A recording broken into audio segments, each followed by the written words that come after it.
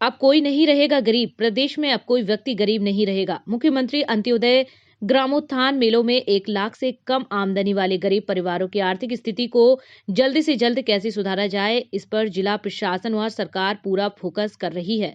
नूंह जिले के 7 खंडों में से नूंह, इंडरी और तावड़ू खंड में यह मेला अब तक लग चुका है। अभी भी नगीना, पिनगवा, पुन्हाना, फिरोजपुर, जिरका खंड में इन मेलों का आयोजन किया जाएगा। सभी मेले 2 दिवसीय लगाए गए हैं। इन मेलों का समापन आगामी 23 दिसंबर को हो जाएगा और उसके बाद फॉलोअप मेलों का आयोजन शुरू होगा, ताकि इस बात का पता लगाया जा सके कि मुख्यमंत्री अंत्योदय ग्रामोत्थान मेलों में कितने गरीब परिवारों को लाभ हुआ और अगर किसी परिवार को लाभ नहीं मिल सका तो उसके पीछे क्या वजह रही। अतिरिक्त उपायुक्त सुविधा ढाका ने पत्रकारों से बातचीत के दौरान कहा कि सरकार का मकसद है कि अंतिम पंक्ति तक खड़े व्यक्ति को सरकार की इस योजना का लाभ पहुंचे, ताकि वह गरीब से ऊपर आ सके, गरीबी से ऊपर आ सके। उन्होंने कहा कि पहले परिवार पहचान पत्र बनाए गए, उसके बाद उनकी इनकम की वेरिफिकेशन की गई। जैसे ही यह फाइनल हुआ, उसके बाद यह तय हुआ कि जिन गरीब परिवारों की आय 1 लाख रुपए से कम है, उनको जल्द से जल्द सरकार की योजनाओं का लाभ दिया जाए। अतिरिक्त उपायुक्त सुविधा ढाका ने कहा, सबसे ज्यादा आवेदन पशु लोन इत्यादि के लिए आ रहे हैं, क्योंकि मेवात ज्यादातर ग्रामीण इलाके में बसता है और ग्रामीणों को दुधारू पशुओं के दूध बेचने से आमदनी होती है। इसीलिए पशुओं पर खरीदने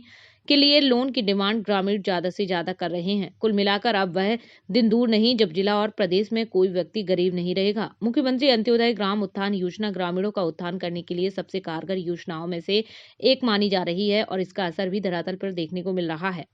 न केवल गरीब परिवारों को चिन्हित कर उनको आर्थिक लाभ पहुंचाने के लिए तकरीबन 19 योजनाओं के बारे में जानकारी दी जा रही है, बल्कि इन योजनाओं का लाभ भी गरीब परिवार आसानी से उठा सकते हैं। ग्रामीण उत्थान मेलों का मुख्यमंत्री अंत्योदय परिवार उत्थान योजना, ये समस्त हरियाणा में इससे संबंधित मेले लगाए गए हैं और इसी तरह से नूंह जिला के भी 7 खंडों में ये मेले हैं। इनका प्रारंभ हो चुका है और 29 और 30 नवंबर को हमारा पहला मेला था, जो नूंह ब्लॉक और नूंह एमसी के लिए लगाया गया था। इसी तरह से ब्लॉक इंड्री का भी मेला हो चुका है, तावड़ू ब्लॉक और तावड़ू एमसी के लिए भी मेला हो चुका है और अभी आज 13 तारीख को 13 और 14 को नगीना ब्लॉक में आज मेला चल रहा है। इसी तरह से पुन्हाना ब्लॉक का 15 और 16 को है, पिनगवा ब्लॉक का 20 और 21 को है और फिरोजपुर झिरका में 22 और 23 दिसंबर को मुख्यमंत्री अंत्योदय परिवार उत्थान मेला है, इनका आयोजन किया जाएगा। और इन मेलों में 19 डिपार्टमेंट्स हैं जिनकी 54 स्कीम्स हैं, जो विभिन्न जो लाभार्थी हैं मेलों के उनको दी जा रही हैं। इसमें जो भी लाभार्थी है जिसका नाम हमें क्रेड से पुशअप होता है और उसके बाद उन लाभार्थियों को फ़ोन करके हम कार्यालय में मेलों में इनको बुलाया जाता है। मेलों में आने के बाद परिवार का जो स्ट्रक्चर है उसके मुताबिक लाभार्थी अपना ऑप्शन देता है कि इन 19 स्कीमों में से कौन सी स्कीम उसके माफिक है और उसके अनुसार उसका ऑप्शन लेने के बाद कंसर्न विभाग के डेस्क पे उसको भेज दिया जाता है।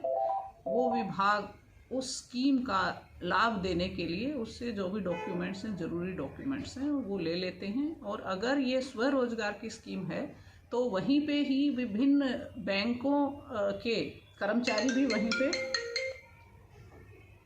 मेले में ही होते हैं, तो तुरंत मौके पर ही उनकी एप्लीकेशन को बैंक्स को भेज दिया जाता है लोनिंग पर्पज़ के लिए। तो उदार शर्तों पर इस तरह के लाभार्थियों को सरकार की तरफ से ऋण मुहैया कराने की योजना भी बनाई गई है।